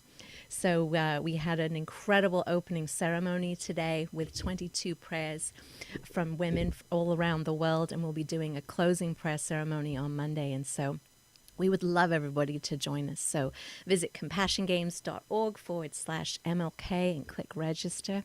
And we would love to go deep in sacred listening with each other and in conversation around these things as we continue to expand our heart in understanding, in building and being beloved community. That's one of the great things that I feel I'm so incredibly grateful to Dr. King, because the seed of the idea when I was younger, this concept of beloved community has made me recognize I want to be with people who believe in that. And I think many people, all people do, we want to be part of beloved community. And I'm very grateful to see our global community of beloved community growing. And you all are part of that and invited to join us as we grow this global beloved community. So thank you so much for hearing and for watching my sharing. And Scott and Trish, thank you for the opportunity to invite everybody to join us. Thank you, Becky, for just such an amazing job. Can I mention one thing that Becky didn't get a chance to mention about this weekend as well, too? Of course. Yeah, it was just because all the part of the Compassion Games and the whole Convergence weekend and stuff. So one of the events is actually not listed on there, but I'm going to list it because it's also part of the 40 days. So in case this program isn't over just for this weekend, there will also be other events that's happening during the next 40 days. So stay tuned. The lobby will still always be open. Look and check back for other events that's actually happening, because on MLK Day, that Monday, we're actually putting on MLK Day in person in San Diego. And it's really going to be a spectacular in-person live event, but I didn't want to, because of timing, and it is a long day affair, Pato's actually going to work on the video. So we're going to be out there that day for the MLK Day in the community of service with the coat drive for the refugee community of the Haitian refugees at the border. And we'll be taking donations down there at the World Beat Center. All this, we'll be able to share that onto the lobby, onto the room and the event. So that'll be at a later date, but it's in the lobby. Beautiful. Thank you, Antoinette. I'm planning on coming to what you and Pato are doing tomorrow, 11 a.m. my time, 2 o'clock Eastern. That looks great. I'm putting the spotlight on our beloved Connie Baxter Marlowe. It's 12:19 a.m. where you are, Connie, because you're also an East Coaster, right? Or are you back in Colorado? I'm in Colorado now. We're at the Sunrise Ranch in Loveland, Loveland, Colorado. And yeah, thank you for spotlighting me. And what a great gift it's been to be here with Antoinette and Oshana, how you pronounce her name. What gifts you've brought us from your perspective. And it's just thank you. And what we're bringing in the MLK Convergence is MLK had a dream for the United States of America, that it was going to live up to the promise we made to the world with our freedom documents that brought all people here, all races, all colors, all cultures here to this land. And I feel that it's just key that we understand the multicultural beginnings of this nation, the spiritual beginnings of this nation. Martin Luther King was a spiritual activist. I mean, he came from that high place of faith. That song we just sang with Becky, he saw it, he knew it, because he saw it from his heart, what we can be. And it's just key that we come from that place and we see the spiritual beginnings of this nation that happened in Plymouth with the Mayflower Pilgrims and the Pokanoket Native people who came together in peace and friendship for 54 years because they shared a spiritual understanding of freedom of conscience, of freedom of us, of our innate right to act according to our direct connection to the divine, and that's just not known at all at this time, because revisionist history has trashed that period of time.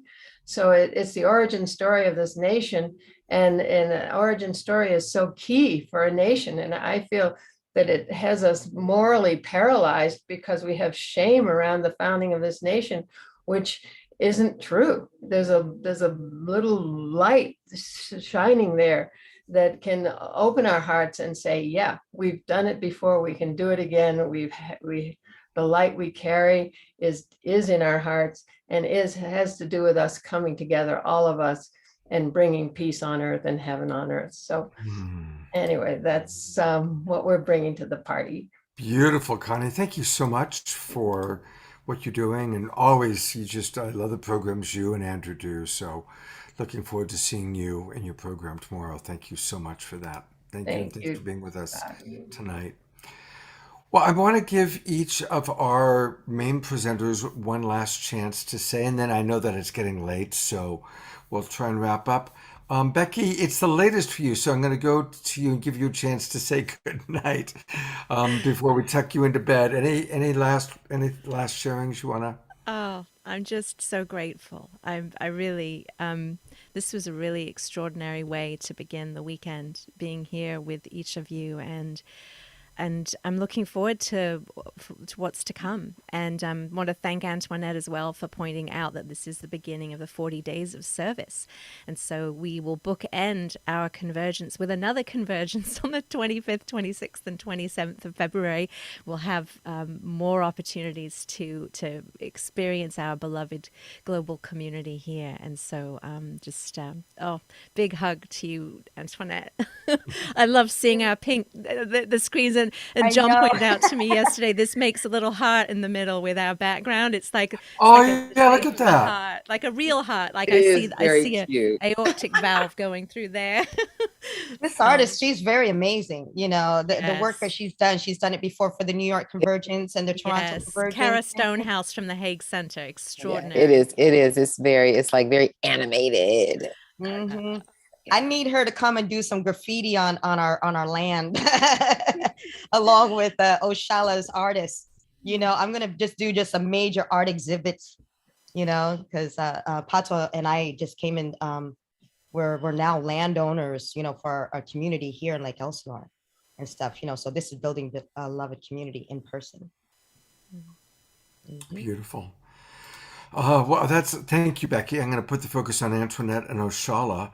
And I guess since Antoinette brought up again, I want to go back one more time to the Marin City Arts and Culture Center. And please do support. I mean, all these beautiful, beautiful souls of so many different ages, races, colors, ways of thinking, and they're all expressing themselves. So go to the website, go to MC Arts and Culture, and support the artists.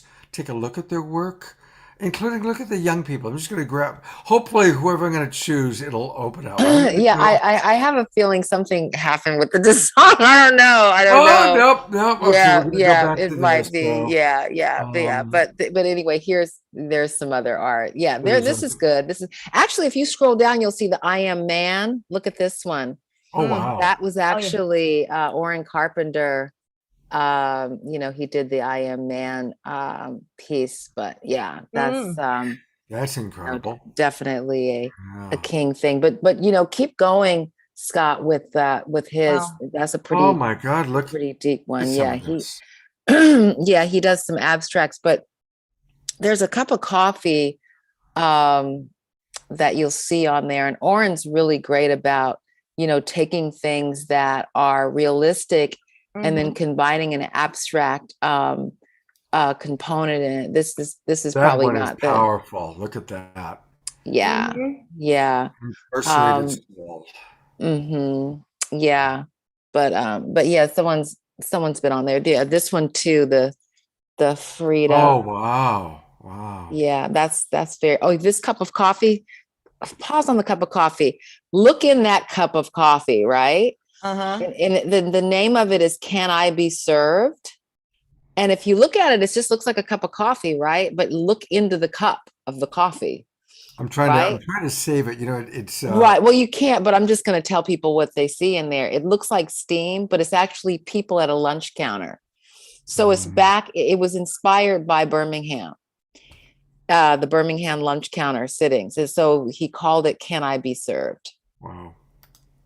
Yeah, so there's a lot there, but I think that sure, we'd love your donations, actually, because it's, you know, we're definitely a startup, all those things that go along with it.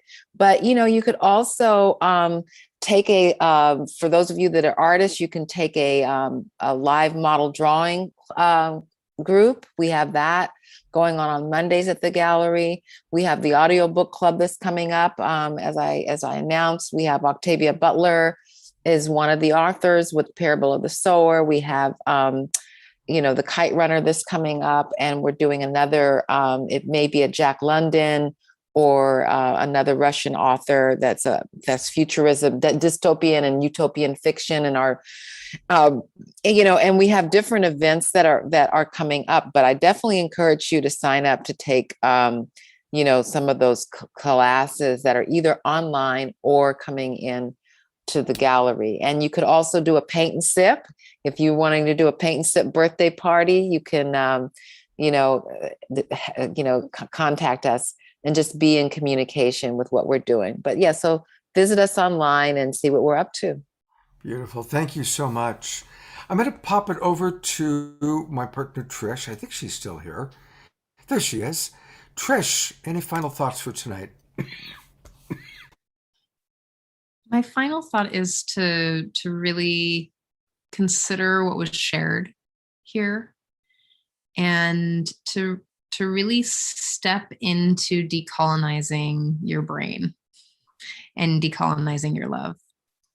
To really, you know, to go back and rewatch this video and just contemplate what Antoinette and Roshala shared, and what the meaning of the song that Becky sang, to really just sit with that and to make a choice about what side of history you want to be on.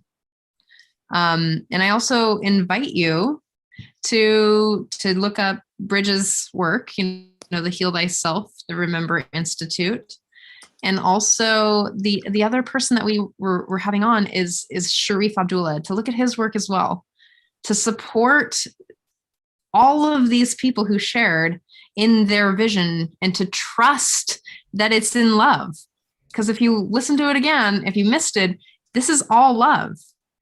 So that's what I want to leave you with. Rewatch the video.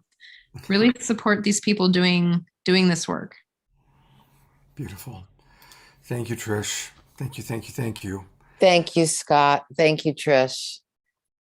Thanks, you guys. Roshala, I would, that work is so beautiful. I would love to do a video. So I put the two YouTube links. Like I said, those two YouTube links, one says Black Lives Matter 2, and the other one says All Lives Matter. Two different titles, same video, same message. And then I'm telling you, it's a weird social experiment. But what ended up happening because of that weird social experiment, if anybody click on it, you'll see what happens. What do you get? You get a notification, a warning. This is what they do to us. They get a warning, and you have to jump through hoops. And then you're going to have to go through another thing before you can actually watch the video. It's almost censored. It's not necessarily censored. No, but it is. It's clever. It's a clever futuristic. Yes, it's a clever way of, this is how they censor Black people. And the thing is, this video, there's nothing offensive about this video. Well, it was the same video. It was the same video. But so, it's yeah. truth. It's how it's titled, but because of who is dictating what type of content can be put out there.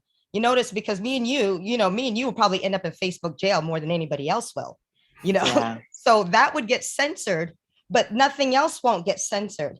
January 6th doesn't get censored. World Star Hip Hop doesn't get censored. Me and you could sit there and beat each other up and kill each other, and it'd be all gory, and that would not get censored. No. at all. You know, they would rather see any of those things. But the minute Black people start talking about some truth and rights, then it gets censored. And it's such a beautiful thing. That's why. So my idea is, all right, if we can't to work around the censorizing, the beautiful artwork without the reality of the music, I would love to showcase the artwork from your artists. And I've got music. I got plenty of music. I could put different things. Well, you can be one. You will be one of our artists because you will be joining MC Arts and Culture. So your little mug is going to be one of those in those little, round spaces, and you're going to have your video up there. So we will be able to have that social experiment on our site. Yeah. So I'm going to put a link too on my website because it's like Black art needs to be shown. Well, no, I'm saying we'll connect with you. One thing I did want to say in closing to everyone, because we sang the song "We Shall Overcome," and that is a very iconic song that's here in the United States with the civil rights movement. One of the things that's happening right now, and our brother talked about it a little bit, just the universalism of where we're at. I want to bring up Bob Marley's song "Exodus," Movement of the People. There's something happening right now that I want to call out to all of our brothers and sisters on this call. And that is that there are many of us here in the States and around the Black nation in the world that understand the power of the roots of Mother Africa and understand what has happened to her nature-wise, and that there is a movement. And I would say for our brothers and sisters that are really wanting to support Black people healing, a lot of trauma and all that, America is not really a safe place for a young Black boy to be. I'm just going to be really honest. Yeah. It's not. And I don't know how long, I'm in communication with a lot of mothers. We don't know how long we can really keep sacrificing each of our generations. So there is a strong movement to really relocate and go back and forth. We didn't have that option before because we weren't considered immigrants, but now we do. Africa is rising up.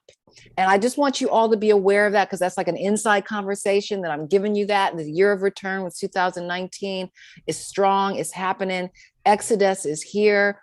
We're not going to completely leave, y'all. We're not going to, we're not going to leave completely, but there is a bigger picture, and that we really are seeing what's happening in this country right now. Wow. Marcus Garvey say. Well, yes. I commit to continuing to bring on a lot of people of color, including Indigenous people. Absolutely. And that's why the Awakening World is my attempt to take what we've started with Global Peace Tribe and truly make it global, and to talk about the hard stuff. And so I love you, Roshala, and I love you, Antoinette, and I love you, Becky, and I love all the many people that come, like wonderful Mystic Abbott Jerry, who comes every week. So thank you, everybody, for being with us. And just can you highlight Mystic Abbott Jerry? I didn't really see his face. Oh, there he is. Highlight his face. We love Mystic Abbott Jerry. He is the wild abbot of the Mystic his name. Monastery. He has 10,000 acres in Puerto Rico that he is the steward of, their own ecclesiastic nation. There's the Vatican and there's the Mystic Monastery. We'd rather go to the Mystic Monastery. No kidding. We can leave the Vatican someplace else. Absolutely. I was there the year before the pandemic, so I'm coming back. I got to check it out and see it for myself. I'm coming to see it. All right, Mystic Abbott. You're welcome. Jerry's always supporting us and always with us and just brings so much love and joy. And really, thank you to everybody, Connie and Omashar and Becky and Carol and Elizabeth. And if I haven't mentioned your name, know that I love you. Eleanor, Anthony, all the people that come every week. It's time for some of us to go get dinner. It's time for some of us to go to bed. And please remember to join us tomorrow night as we continue the Awakening World, celebrating, honoring Martin Luther King and his vision. We're going to get more Antoinette tomorrow and Ponto And we also have some other wonderful, wonderful presenters that are going to be with us. And beautiful music. Nina Gray, one of my favorite musical artists, will be with us live singing songs, sharing from her heart. So please join us tomorrow night. Remember, if you've joined our Zoom room, if you're a Global Peace Tribe member, come on in at 5:30 for our early Zoom room. And then tomorrow night's after show is going to be Antoinette and possibly Pato telling us all about their courses, these new courses that they're launching. So Yes, we both will. we've got all, okay, great. We're going to get it's a double header. So good night, everybody. God's blessings. Bless Love you, you so son. much. I'll go to Okay. gallery view for one moment and look forward to seeing you all tomorrow. Bye bye, everybody. Good Peace night, out. everybody.